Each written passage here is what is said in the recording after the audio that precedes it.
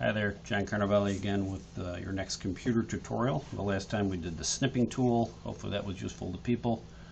This one will be on a little bit of Excel, specifically formatting. Now Excel is an enormous program, so there's no way to do everything in one tutorial, nor would I try, nor do I know it all. I'm not a bleeding edge Excel user. So we're just going to do some basic formatting here. And hopefully it'll be useful for you. If not, my apologies, because I don't know where people are in their knowledge of Excel. So most of us are going to use Excel for presentations, to make a point about something. When you do that, you're going to want to spend, at each slide, probably the rule is on each slide you want to put very little data and mostly fill in with talking points, things like that. It does no good to make a big long paragraph of something that people have to read when you're doing like a textual text PowerPoint slide, and it's the same thing with Excel. If you're trying to make a point about numbers or something, putting 10,000 numbers up there that are figured out by 16 formulas and 14 sheets, it's all you're doing is impressing yourself. You're not getting the point across that you want to make. So my suggestion would be, if you want to make a point in presentation, unless you're there for a meeting that is specifically about that sheet and you're going to spend an hour talking about it, if it's part of a bigger slice of pie, then make the Excel slide that you're going to put up very easy to understand, and then we're going to go through that now. So anything more than this amount of data, I would say, is too much. This is even pushing it a little bit, but we can make what we're interested in more visible to people and really have them ignore the rest of it. You just sort of assume as an audience member that that's the data and this is the result. So first we want to make this look a little prettier. Okay, so the first thing we want to do here is probably do a merge and center to this. This is our main title. Our main title is Patient Scene. So what we're really looking at is what doctors saw, how many patients in first quarter 2019 and second quarter 2019, the difference in the percentage change. These are all fictional numbers, fictional doctors. So first thing you'd want to do is, when you want to merge and center, you want to select the amount of cells that you want to use. In this case, I want to use 3 columns width for our merge and center. Merge and center is on the home tab or in the alignment area, and hit merge and center, and it puts it in the middle for you, and Excel makes these 3 columns row 3 all one cell for you. So that's what merge and center does. Now you also have the option of doing other formatting on this too, which I strongly suggest, because again, you want to make this quick to the eye for people to know what you're talking about. Okay, so patient scene. Okay, I take a quick look. I'm an audience member. I take a quick look at that. Nope, patient scene. I get it. Okay, the second thing you want to do, now I already have this underlined. I didn't undo that, but I'll show you how I did that. Again, you're selecting stuff. You want to probably make these a little bit different than the data below. Not at the same size as the patient scene, but maybe, you certainly want to bold it, and you probably want to center it. Okay? Now I underlined it with a border. There's 2 different kinds of, let's get rid of that first. Erase border. Actually, erase border is something different. Let me see if I can clear border here. No, I'm not going to bother with this. So what I did was thick bottom border right there. Okay, so that's thick bottom border. You also have the option of underlining the individual words. That's done up here in the font area. So there's a difference. So if you want to underline each individual word, that's fine. If you want to underline the whole thing, you can do that. Okay, so that's reasonable. Nothing horrible. Maybe you can bold, So maybe you can bold the doctors' names too, just to show a little bit of difference between these guys and the data itself. And my personal thought of the matter is, don't be afraid of color. I mean, you don't want bright reds. You don't need bright reds unless you're really trying to make a point. Maybe you put a little subtle blue in there, or a subtle brown, or green or something like that, just to show a difference. Okay, that's up to you. This is an important column. These are important rows. This is an important title. These are the things you want to do. Okay, the rest of it, we're going to select it.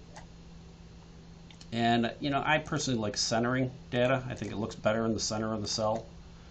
Now, say you wanted to, you can also, along with what we're going to be doing is conditional formatting. Along with that, if you really wanted to, you could put, say, this cell. You really want to point out Dr. Crane and his 204% increase in his patient seen out there versus others. So maybe right justify that and left justify the rest. And the way I'm doing this now is selecting this, hitting the control key, and then selecting the rest, and I can skip over that. Okay, then up to home, and I'll left justify that. So now it takes that and puts it out on its own thing.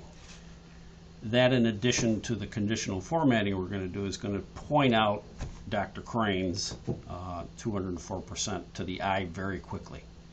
Because again, you don't want to spend all day discussing one chart. If you have to discuss it for 5-10 minutes, you've done it wrong. Okay, so now on to conditional formatting. So that, again, that's up here at the Home tab. Like every Microsoft product, you're going to have to select what data or text or whatever that you want the program to work with. So here's our conditional formatting over there in the styles area. I'll click on that, and there's lots and lots of rules. I'm not going to go over every one of them. We'll take a quick look at some things here. So these are some of the automatic ones. There's another thing called custom down. Well, I'm not going to bother with that. Never mind. We'll do that some other time. So conditional formatting. So let's say we want to show numbers that are greater than 25%. Okay, 25, and then you hit percent. And maybe you don't like that red fill. Maybe I want a little green. So and there you go. So now we've got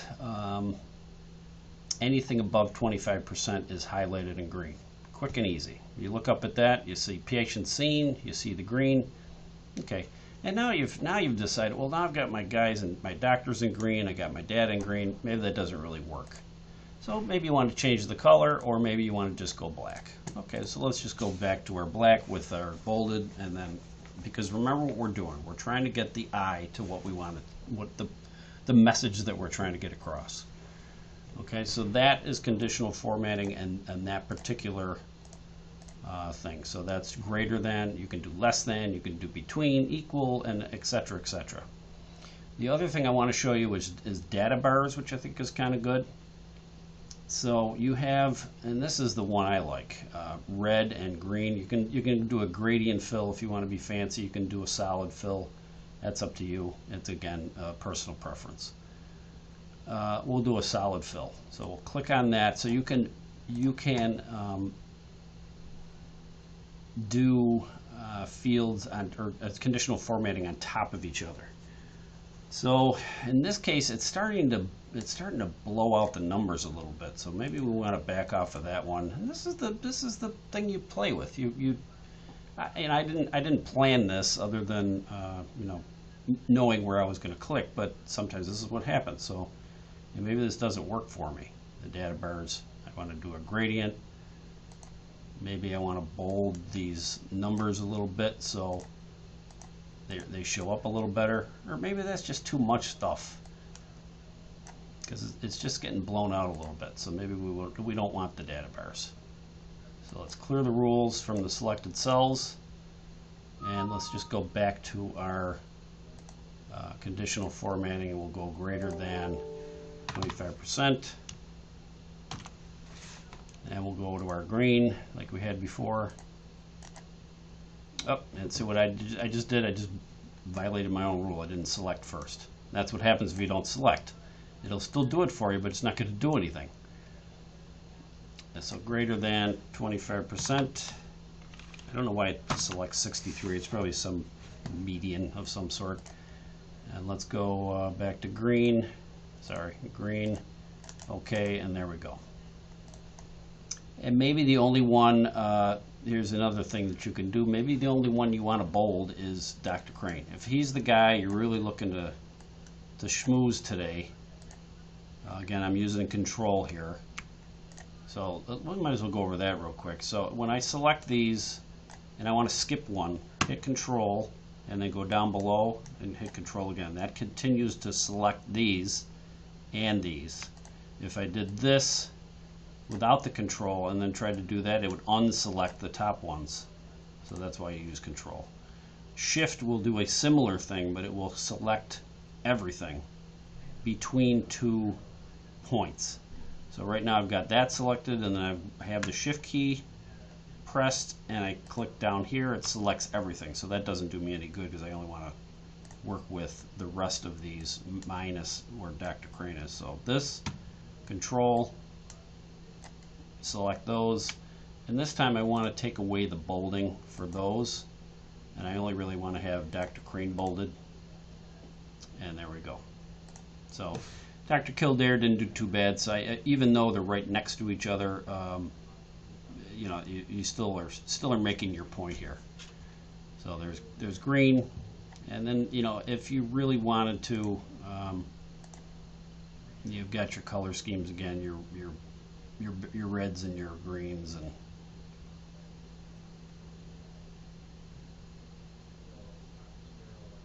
and then there's these icon sets too that you can do. Okay, and again, it'll do what it is that you want it to show. If you only have one selected, it'll put a nice icon in there. If you select all of them and then try icons, and it does it by you know, who's the top 204, and then the middle or the average is the orange arrow to point to the right and the red arrows down. So that's conditional formatting. That's the general idea of what I wanted to show you today. There's, as I've mentioned and as you've seen as I'm clicking around, there's a million different things you can do. You can make your own rules. You can manage rules. There's other ways of doing this too, but there's plenty of different ways to just make the little bit of information that you want pop so people's eye will go right to it. You got to imagine yourself as an audience member saying to yourself, oh, I really don't want to be here, but you got to get through it. So, you know, this is a great way to just get your point across and then move on. I hope this was helpful. Have a good day.